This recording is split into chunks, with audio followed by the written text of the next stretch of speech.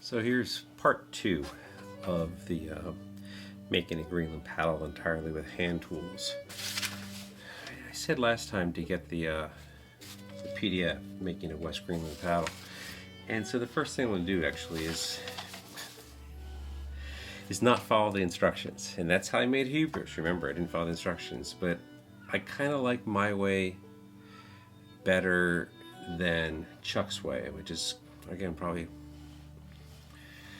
I don't know, probably shouldn't be doing that, but it's the way I've made all the others, well, the few that I've made, and I kind of like it better. And the difference is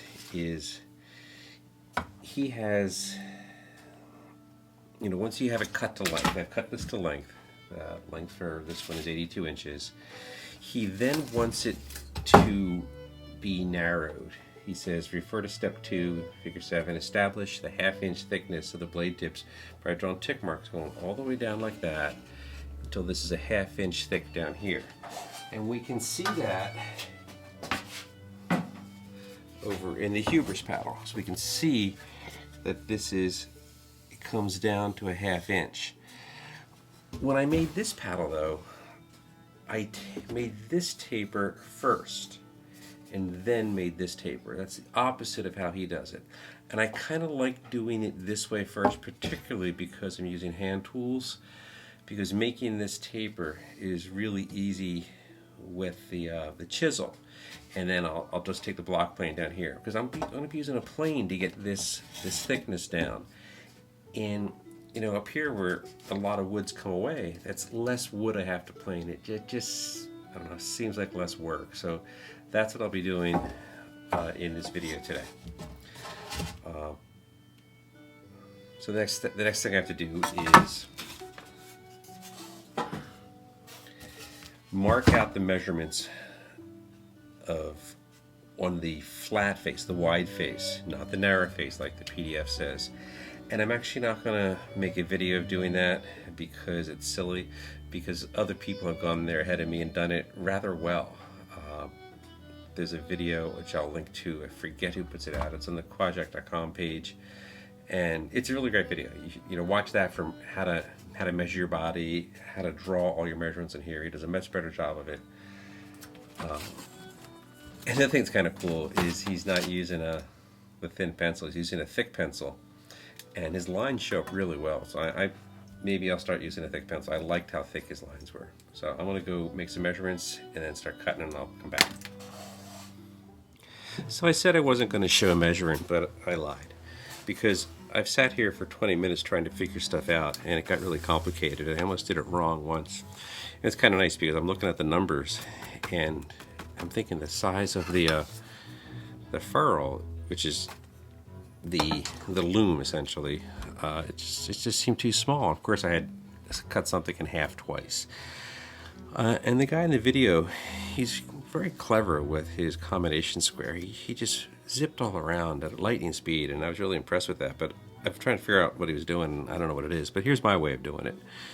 So we know that T, the width of the loom, is 1 1/4 inches for this particular paddle. Your T might be different. I'm guided, the T is guided by the shape of your hand. In my case, T is guided by the dimensions of the carbon fiber furl, 1 1/4 inches. It's actually slightly smaller than that, but 1 1/4 works out really nice to be able to divide it in half, and I can just cut the wood to fit it at the very end. So 1 1/4 inches is 20/16. Okay, let's remember that. Well, let's back up a second. You can see I've drawn a center line here. This center line is not on the piece of wood. This wood is 3 inches wide, and in my case, the width W is 3 inches wide. So you can see here, a half inch has been marked off. So my center is on this part, not on this part. Don't get that wrong. Your paddle will be 3.5 inches wide. Unless, of course, that's what you're making, then it's easy. So here's my center line of the paddle going this way, and my T was 20/16. So I have to go 10/16 up and 10/16 down. I find it really easy just to count off the 16ths. So I'll put it here. I'll line up an inch mark on it, and so that's 8/16, and so that's 10. And here's the same one. I'll go down. That's 8, and then 2 more is 10. So that's 10/16. So we have these 2 marks here.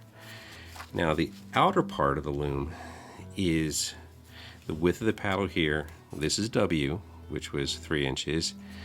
The width of the, where it starts tapering out, is half W.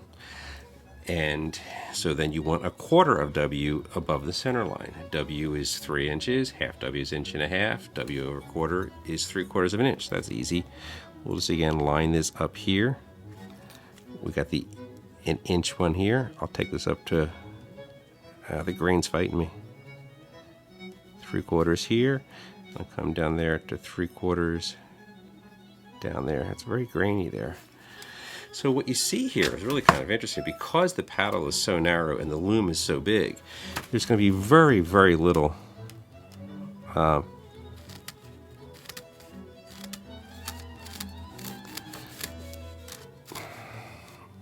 prominent flaring. I'll show you what I mean in a second.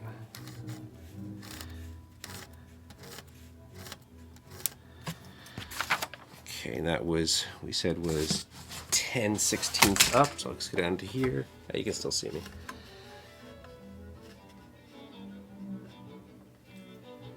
Eight, 9, 10. Here's 8, 9, 10. So is this thing long enough? No, it's not. So I'll have to grab this, which is going to jostle the camera.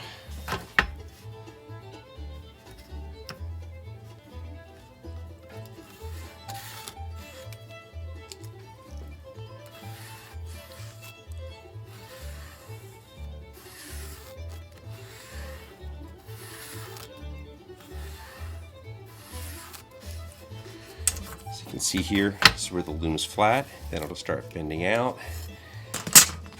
And I want to be off camera for a second. We go down to 3 inches off the end. Oops. And I'm 3 inches off the end. And I want to connect. Yeah. Make you a little seasick there. So here's the top of the shoulder, that's what it's called. Top of the shoulder is right here. Here's the end of the paddle, 3 inches in. And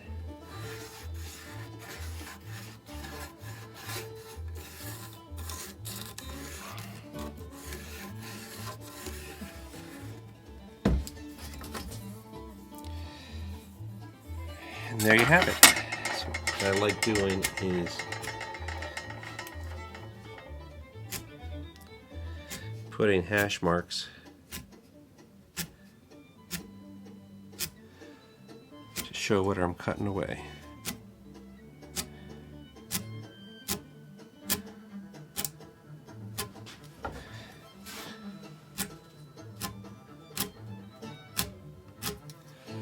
Okay, let's get you back over here. So, can you see that now? So you can see how it tapers. The blade's very thick here, the blade gets very thin here. We have the very slight shoulder, and then that, and then the loom itself. And this slightness of the shoulder, I really don't like. You know, when I'm paddling, I like feeling the shoulder there. But it's the way the dimensions are going to work out. That's what I'm going to do. I'm going to mark up the rest, and I'll show you how I cut this. I've marked up both sides. You can see the loom, the shoulder, and as it gets wider, it's holding up. Maybe it'll show up in the video, I don't know. I now need to mark the other side, because when I'm cutting this out, I'll need to have marks on both sides. I want to show you a mistake I almost made on my first paddle. Remember, this is 3 inches wide, so this part here is much thicker than this part here, and it'd be really tempting to turn this over and make the same sort of cut here, where I take a 1/2 inch off. No, I have to take the 1/2 inch off of this side, because this side is that part. I've got to match the 1/2 inch, the 1/2 inch extra. You know, if we had a table saw before we started this, we probably just would have ripped a 1/2 inch off and made the whole thing symmetrical, but I don't do that. Well, I don't do it for this video. I'd like to be able to do that someday. It'd be a lot easier, but it's also kind of fun doing it. So I wanted to show you a quick thing why I chose to trim this side as opposed to this side. It wasn't just accident. This piece had some knots in it. So we have a knot here, a knot here, and a really small one here. And all of those will just be cut away. So that's why I did the side. So when I picked the board out at the hardware store, I saw these knots and I knew I was making a 3-inch paddle. I said, they'll just be cut away. So you can see here I have the piece attached to my floor clamp, which makes a very, very stable surface for doing, well, all sorts of things. I'll be using this floor clamp a lot. If you don't have a floor clamp, well, I actually really like it a lot, but you will be clamping this somehow to your workbench. For this particular thing, I need to clamp it vertically, and you'll see why in a second. Let me go set up for cutting. Okay, oh, you can see the lines also. See, here's the 1/2 inch. It starts tapering down, so I'll be cutting along this line, and I'll be cutting along this line here, going in like that. So the first thing I'm doing, I'm going to be cutting this with a chisel. We talked about use of the chisel before, and the reason I'm using the chisel is that, well, frankly, there's 2 reasons. One is I'm not very good with the saw, and I'm going to pause the video here and show you some stills from when I tried making the previous paddle and just how bad the cuts went.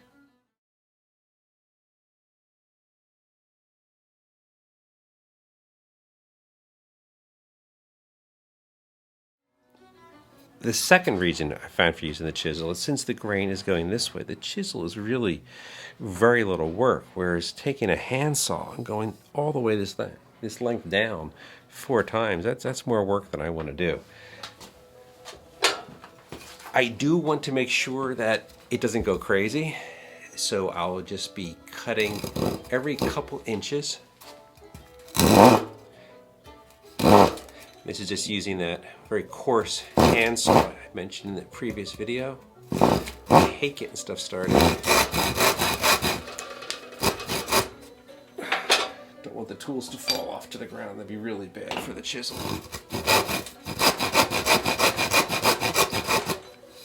Gotta carefully check that I'm not hitting the line. I do not want to go under that line. A little bit's okay. And the tripod's really in the way now.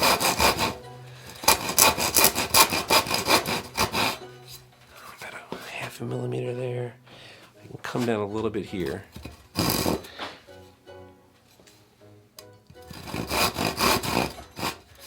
Okay. Then what I do with the rubber end of the chisel. See, I'm taking this is the 1/2 inch here, but I'm not gonna take a 1/2 inch off because it's a little too much to start off with. I'm just gonna, see how easy that is? Yeah, safety third, right? And now what am I looking like on this side? This side's a little higher.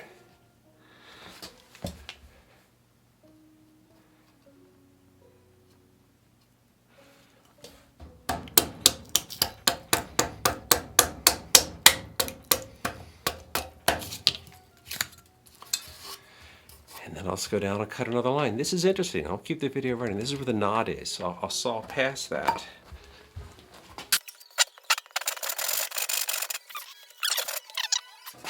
A little bit further. Okay, that's good. Now I can just come in here. I'm not going to do the full thing in case the grain goes funny, particularly, oh, that knot's there. Let's go up here. Yeah, do you see what happened there? It ducked down into the knot. That is exactly on the line here, so I gotta be super careful now. Let's just take thin shaves, not a big wonky one like I did last time. I'll take the proud side.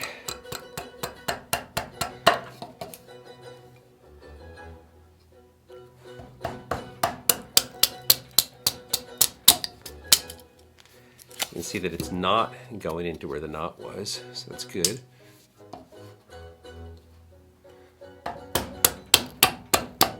See, that's starting to dip down below my line now. I'm not liking that. So, am I screwed? I hope not. I want to come over here and cut past it. Hopefully, I'm not screwed by that knot that I said wasn't going to be a problem.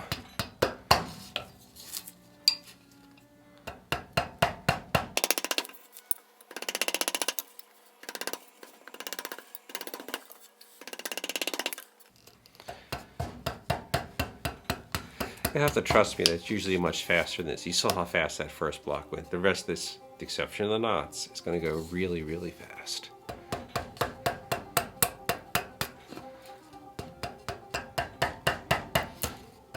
little too deep. I'm going to check the other side.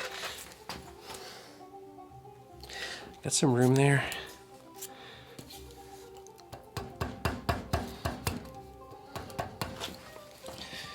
Come around this side, look at it. I do not like what happened.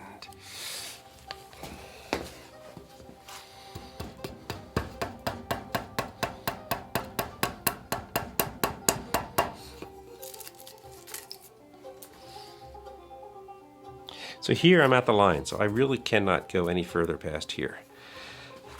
Above my skill level. Let's try cutting the other way.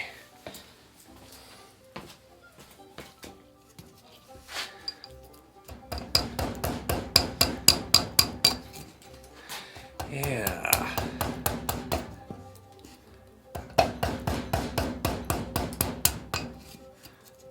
That's what you do with a knot.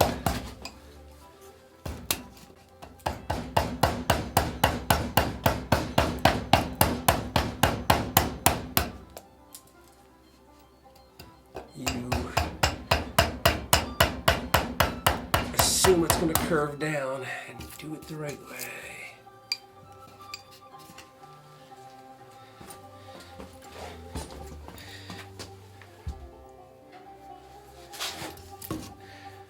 Left-handed for this one.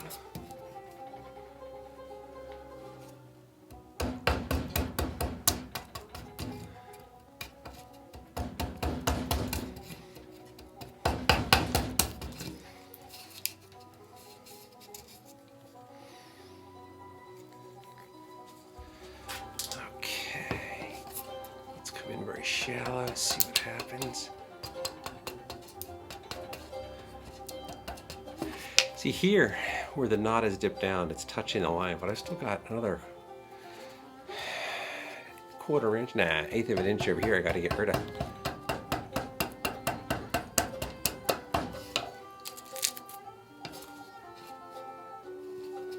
Still seems proud there.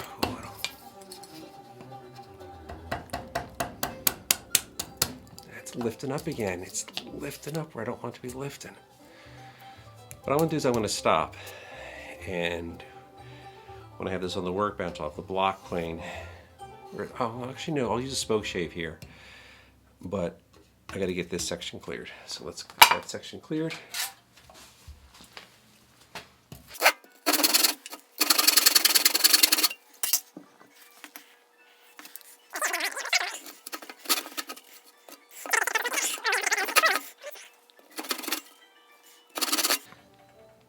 Yeah, it's close enough. You don't want to go under the line. That's bad.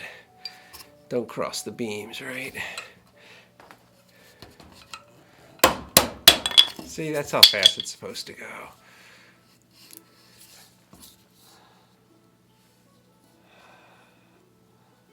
Oh, I got lucky.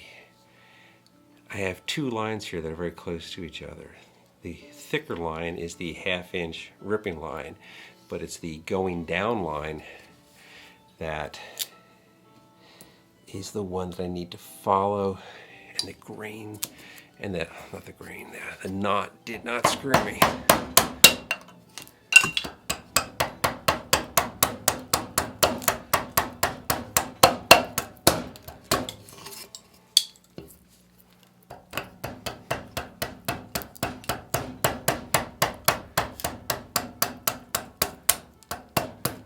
I'm purposefully not holding this flat. I'm either tilting it this way or tilting it that way. Tilt it this way, I'm watching my line here, which you can't see, but I can't see that line. So then I'll come over here and I'll watch, and I'll tilt it that way. So I can work this stupid knot some more.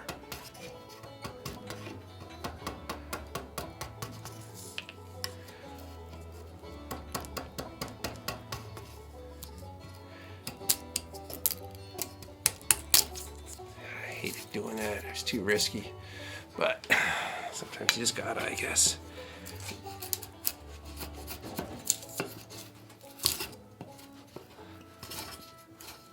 This is why you want your chisel sharp. I'm not using the hammer to shave that off. Yeah, the plane of Spokeshave is a better tool for that. Over here, I got a lot to go still.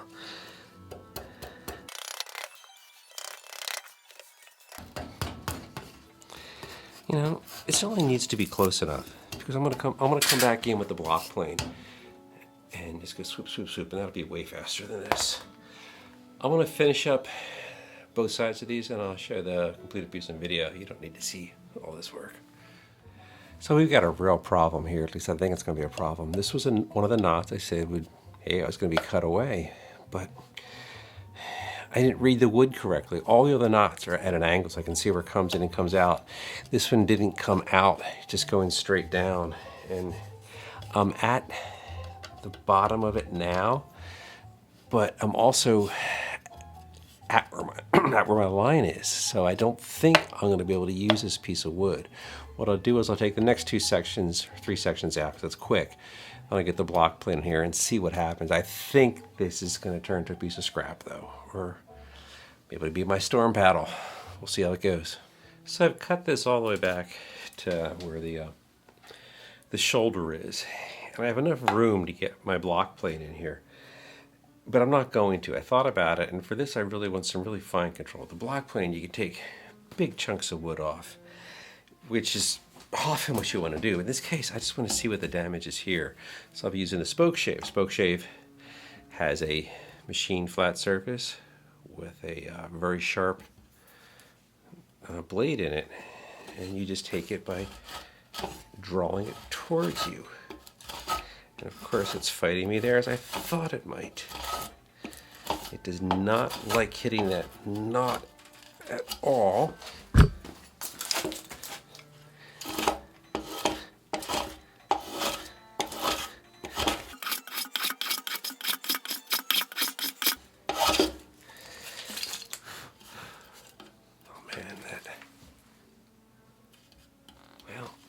Still above the line, so let's see what happens.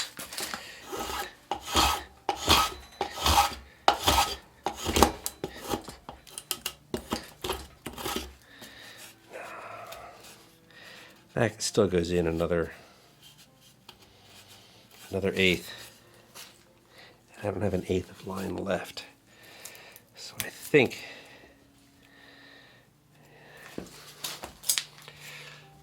this paddle gets abandoned for now. I actually really regret cutting this piece off now, because when it was out to here, I could have reset everything and turned it into my storm paddle. I think it might be scrapped now. Yeah, wonderful. I'm actually not willing to scrap it just yet, because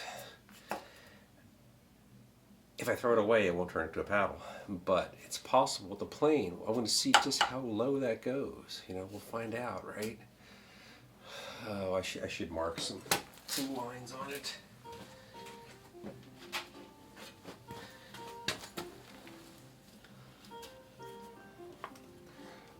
I'll just mark from the edge of the paddle down here. Oh yeah, I'll do a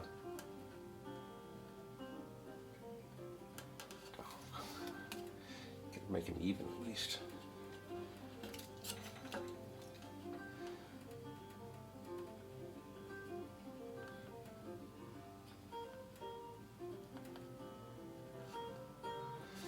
I just made marks every 1/4 inch, so we'll see how far down I have to go.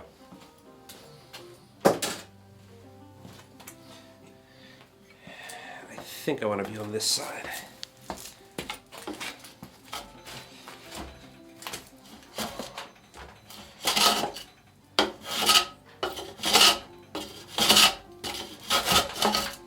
Nope. It should be better braced, but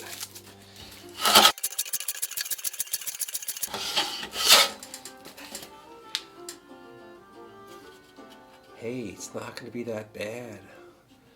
I'm actually just at about to hit the first line, which is the line. No, which is a 1/4 inch below the line. No, it's the line.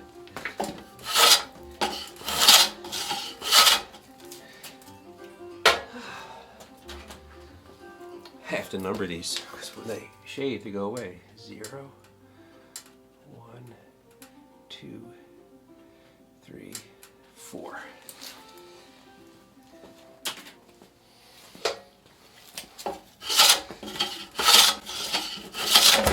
Ow!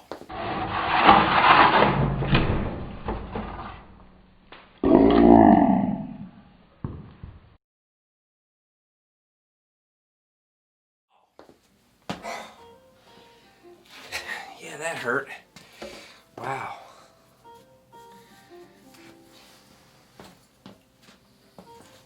That hurt. Don't try this at home, kids. That's probably why I wanted to start on that way going away, huh? Boy, that's a good mash.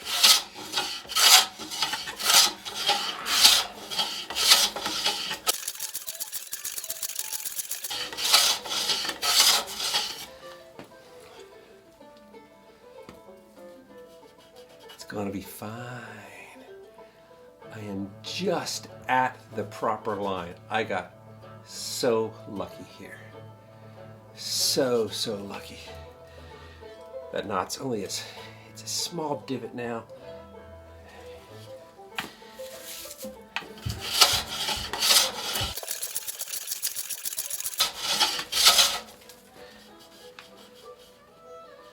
Okay, we are now 1/8 of an inch below the line. And there's almost nothing there.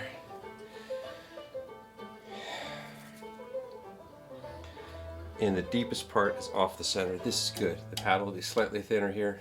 Slightly thinner overall. I won't have a... Oh. I'm happy. And that's hard work. I love doing that block playing, but it does get hard work. And I want to go say goodbye here and get this cleaned up and get some ice on it. Here you can see the 1, 2, 3, and 4 marks. That's even 1/4 inches below the proper depth. And look all I have here. That's almost nothing. We got lucky on this one. So I'm up from the basement, having patched up the finger, and was thinking about it. And there's a couple lessons there, for me at least, maybe for everyone. The first one is learn to read the wood better. When I picked up that piece, I saw that there were 3 knots. 2 of the knots entered at an angle and left. I could see instantly that they weren't a problem. The knot that we encountered there at the end, it just went straight in. I never thought about, I need to know how deep that goes. If it doesn't come out at an angle, the branch started growing sometime in the tree's life. I should have rejected the piece, but we got lucky. The next thing I learned was, remember when the floor clamp skittered? Yeah, I should have reset it. I should have reset the piece on the floor clamp. I don't know why I didn't, and I kind of think it's because I'm making the video, and that's pretty stupid.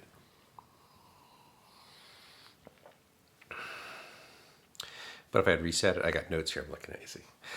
If I had reset it, then I could have been block planing from the original direction that I wanted to be, okay? And I don't consciously know that I wanted to do that to avoid an injury. It just felt like the right way to do that piece. You got to listen to your feelings. The third is when I first encountered the knot, I should not have cut far more way down towards the loom. I cut a good foot probably away, okay, to make the block plane easier. That wasn't that smart because that wrecked the piece for a further use. The way it was, I could have just cut it off at the knot. It would have been a short paddle, which is called a storm paddle. And making a storm paddle for myself and a storm paddle for my wife is on the list of things to make. It's the perfect piece for it. But I just think, oh, I gotta use the block plane. I have a lot of block planes. I have small block planes that would have worked just as well. But I happen to like that number 4. It's nice and sharp right now. And I shouldn't have cut away. So the lesson there, I guess, is to slow down and think about the steps you're doing. And the fourth one is the good one, which is don't give up. You saw how despondent I was in the video. The piece was a failure. I was just ready to give up. And then as I was putting stuff away, I realized, the piece of wood is wrecked. So it's firewood or what? What do I got to lose to try again? So I got the block plane out, and hey, it worked. Got lucky on that one. So take care, people.